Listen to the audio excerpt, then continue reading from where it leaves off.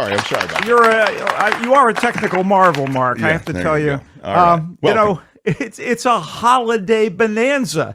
I mean, not only are we right in the middle of the Jewish celebration of Passover, Oh, of course. and all the details are in the Ten Commandments movie. If you don't know what it's about, and the Muslim spiritual festival Ramadan. Sure. We're kicking off Easter weekend with what I hope is a Good Friday for everybody, especially our little crew, Mark, Tony, the commish, and the lovely and nice. talented Kim. Yeah. You know, Mark, Kim, how I are know, you? Yeah. I know Easter is first and foremost a religious observance, and a lot of people complain about the commercialization with all the Easter eggs and chocolate bunnies. I wasn't aware of those complaints. But you won't hear a peep out of me.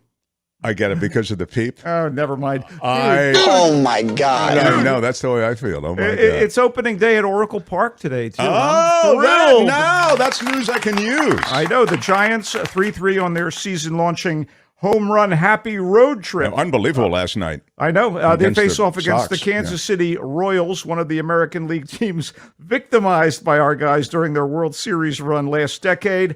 Take them down again, G-men, please. Yeah. Wow.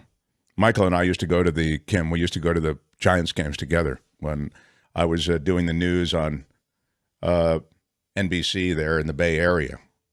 We used to go in the break. Like I'd get like a break between the evening newscast and the 11 o'clock show, and I'd meet Michael at the park to watch a bunch of the game there at Candlestick. Those afternoon games, absolutely fantastic. And in the afternoon, we would go also. Oh, my God. And those were the good old days, question mark. They had yet to win a World Series as a San it was Francisco Candlestick, franchise. which was awful. I Well, mean, it was I an know. awful place to see a game. Well, speaking of entertainment, Yes, and sir. they were entertaining, let's get down to some new movies. Yes, please. Matt Damon and Ben Affleck, those good old Goodwill Hunting boys, have hunted up another project to work on together, and it's a very good one with caveats. Of course, I always have a few caveats. Sure. Air is the story of how the Air Jordan shoe brand came to be. Caveats and a ding word. Of course, but it's much more than that. Back in 1984, Sonny Vaccaro, a talent-savvy guy on the project development team at Nike, was desperate to juice the company's fallow basketball shoe division and thus retain his job, which was on thin ice at the time. Hang on one second. Don't we have a picture of this? I thought we had I have provided you with many poster. yeah. Where are the visuals? Did you not get them, Tony?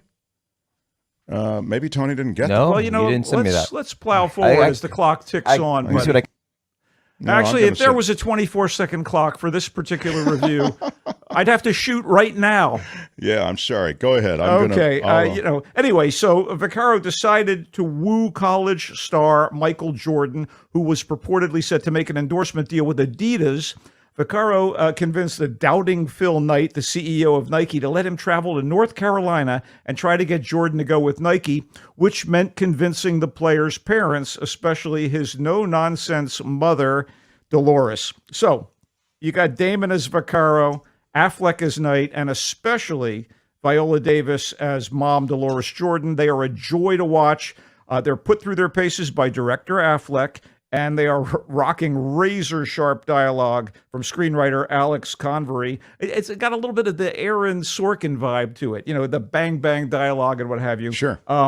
Anyway, It's a true story, obviously, right? it is, of course. It's based on the story of how Air Jordans came to be. Anyway, Air, which also involves the development of the signature basketball shoe itself as a lure to get Jordan on board, is savvy and intimate while telling the story of a massive sea change in marketing, especially as it relates to the world of pro sports. Air is also kind of a bit of a mash note to a man some consider the greatest basketball player of all time.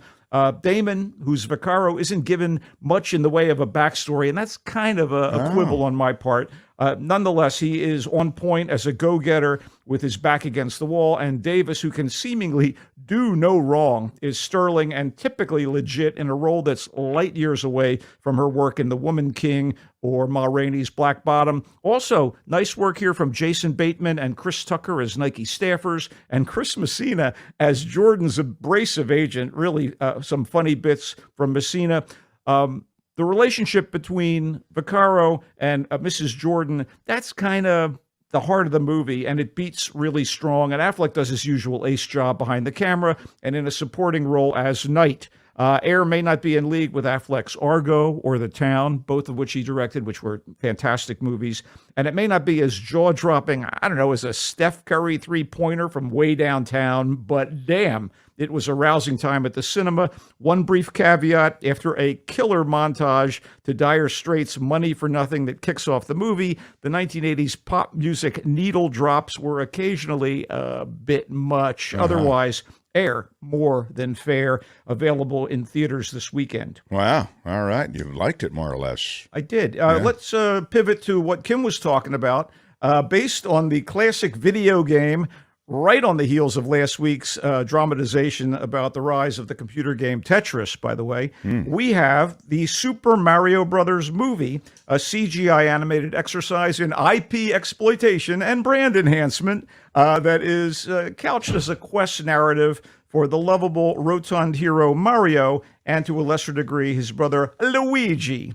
Yes, we had a pretty crappy live-action Mario movie back in 1993 before some of our listeners were ever born, right, let alone played the game. That had the estimable Bob Hoskins and John Leguizamo, of all people. Estimable is a ding. They were wasted as the brothers, and the less said about that, the better. To its credit, this Mario Brothers movie has plenty of visual flash over its blessedly brief 90 minutes. Kiddies will like that. And there's an attempt to give the characters some in-universe real world connection. The brothers are hopeless but earnest plumbers from Brooklyn who are sucked into, I don't know, Nintendo World via a magic pipe portal in the sewers beneath New York City. They're separated, and in short order, Mario must team up with Princess Peach, lovely leader of the Mushroom People, to save the various kingdoms of the video game dimension from the tyrannical Bowser, and also rescue Luigi. So the script is about as original as, I don't know, basing another movie on a video game. Considering that it's about a video game franchise, you might think that ChatGPT wrote it, you know? But no, it was a human. And somehow I think this might have been better had it been written by ChatGPT. And as a professional writer, I'm no fan of ChatGPT. Speaking of mushroom people, I don't quite understand. He's got to go through the sewer system of New York to get to... Well, there's a portal beneath the city, and all of a sudden they're in this strange dimension of other kingdoms. I see. I'd be willing to bet my lunch that there's alcohol involved. Anyway, okay, mushroom Does one of the people. Mario brothers have a drinking problem? No, I think they have a mushroom problem. In fact, okay, I think the screenwriter was on mushrooms when he wrote this. Anyway, as Mario himself might put it, it's a mediocre. Anyway, they loaded up on top-tier talent to voice the familiar characters. Chris Pratt as Mario, Charlie Day as Luigi. Get ready for this. Anya Taylor-Joy as Princess Peach. It's like the Princess's Gambit. Anyway. I get it. You get Jack Black as the villainous Bowser. Seth Rogen, perfectly cast as Donkey Kong. Think about it for a second. Fred Armisen as Kong's father and the ruler of the Kong Kingdom, or is that the King Kongdom? I don't know. They could have used less familiar but equally talented voice actors. Exactly. These actors take work from such talented voiceover actors. Agreed. It makes me sick. Agreed. So it's kids stuff with fan service for those who have played the various iterations of the video games that feature Mario, Luigi, and Donkey Kong. Anyway, this comes from Illumination Studios of the Gru, Minions, and Secret Lives of Pets animated franchises, so it ain't no Pixar or even DreamWorks. That said, it did zip by and have a few sparky moments and a couple of decent jokes. Oh, no, the jokes were terrible. Anyway, it's in theaters, and I think Kim and the family will probably enjoy it. Wow. But, it's disposable product.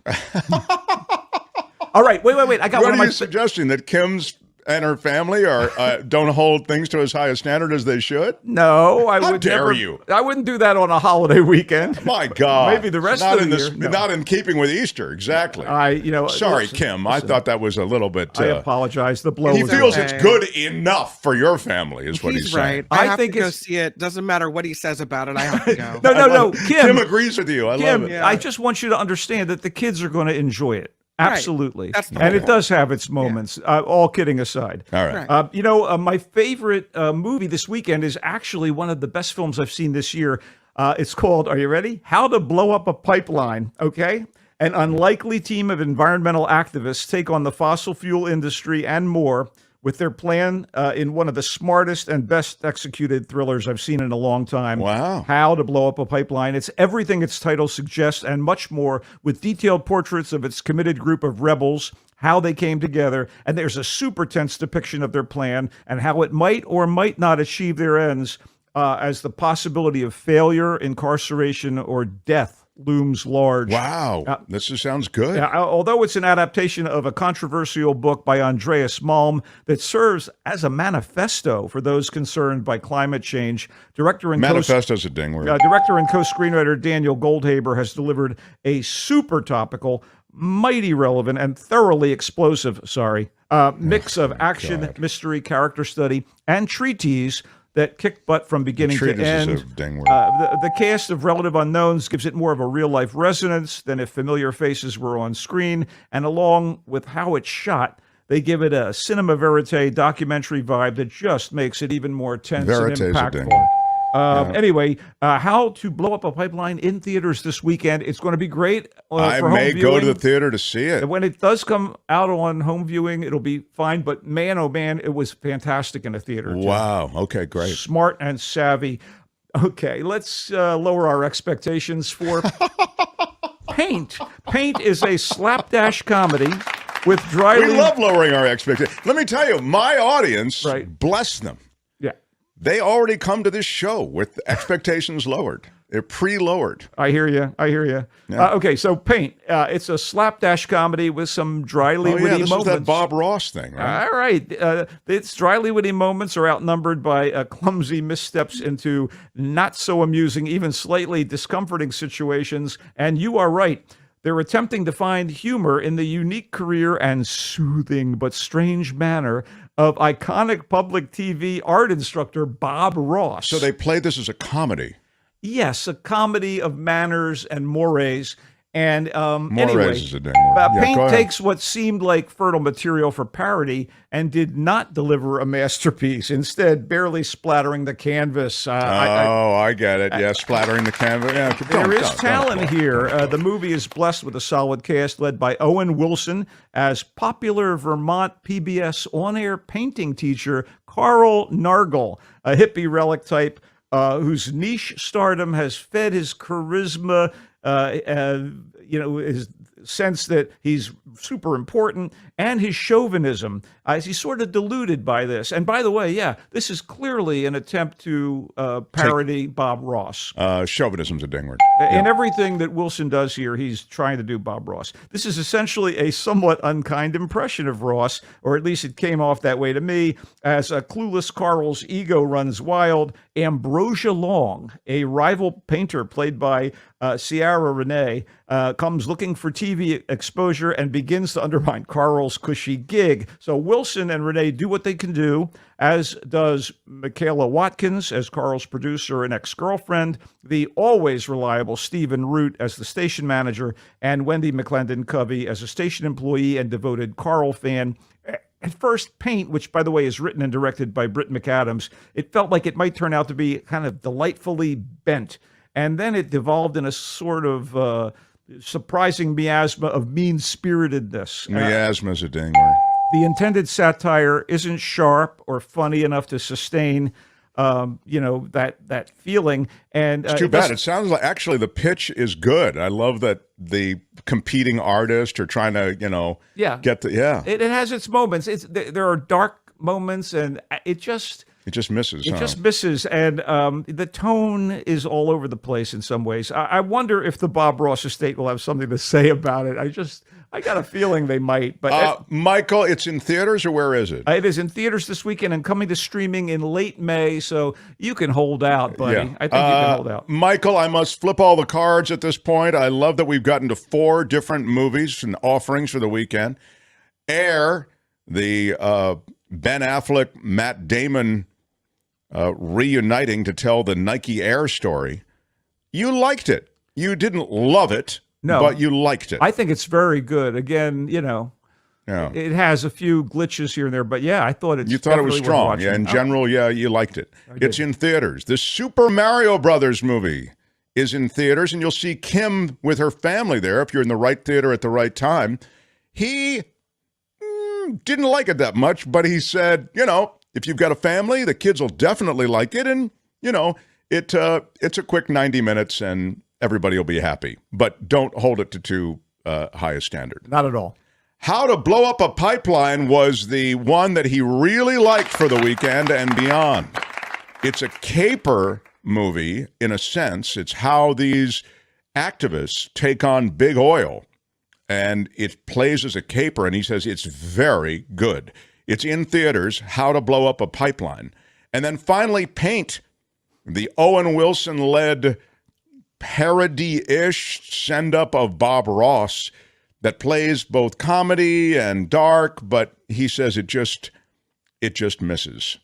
Does not quite congeal. It's like watching paint dry. Just kidding. I'm sure there have been reviewers. Is a ding. Yeah, I know. I'd really. be willing to bet my lunch that there's alcohol involved. All right, let's stop. Oh my God. Michael, congeal. A ding, please. Yeah, thank you. The reality is people can read you in the Marina Times. Did you have one other thing? Yeah, sir, no, before go you to leave? marinatimes.com and suck up some information about Dungeons and Dragons and Doctor Who Am I, and my column, The Coastal Commuter, is all about my obsession with all things French. So check it out. I love when you just write. You're a good writer, and you write. So I love your Coastal Commuter column, and I love your work in the Marina Times. You can find Michael here on Fridays. He comes and goes on a rainbow. Happy Easter, happy Passover, happy Ramadan. Go Giants! Yes, I love it. Hi, it's Mark, and I thought that was great. Hit the notification bell. You'll know whenever there's a new video being dropped, and please subscribe to our channel to help us save the universe.